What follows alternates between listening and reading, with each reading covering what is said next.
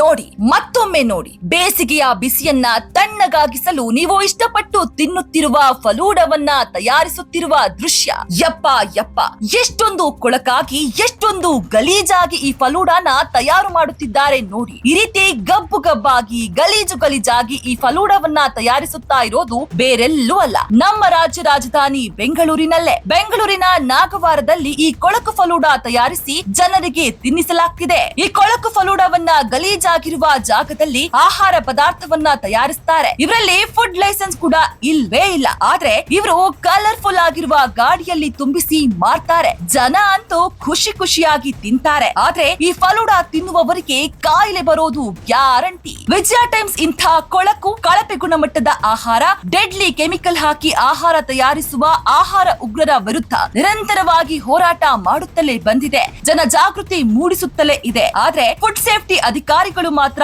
ಇಂಥ ಮಾಫಿಯಾದ ಹೆಡೆಮುರಿ ಕಟ್ಟೋ ಬದಲು ಅವರಿಂದ ಲಜ್ಜೆಗೆಟ್ಟು ಲಂಚ ಪಡೆದು ಜನರ ಜೀವದ ಜೊತೆ ಚೆಲ್ಲಾಟ ಆಡ್ತಿದ್ದಾರೆ. ಹಾಗಾಗಿಯೇ ಅಸುರಕ್ಷಿತ ಆಹಾರ ತಯಾರಕರ ಸಂಖ್ಯೆ ದಿನೇ ದಿನೇ ಹೆಚ್ಚಾಗ್ತಿದೆ. ಆದ್ದರಿಂದ ನೀವು ಕೂಡ ಎಚ್ಚೆತ್ತುಕೊಳ್ಳಿ. ವಿಜಯ ಟೈಮ್ಸ್ ನ ಫುಡ್ ಸೇಫ್ಟಿ ಅಭಿಯಾನಕ್ಕೆ ಬೆಂಬಲ ಕೊಡಿ. ನಿಮ್ಮ ಸುತ್ತಮುತ್ತ ಇರುವ ಕಳಪೆ ಅಕ್ರಮ ಆಹಾರ ಫ್ಯಾಕ್ಟರಿಗಳ ಬಗ್ಗೆ ನಮಗೆ ಮಾಹಿತಿಯನ್ನ ಕೊಡಿ. ನಮ್ಮ ವಿಳಾಸ ಹೀಗಿದೆ ನೋಡಿ.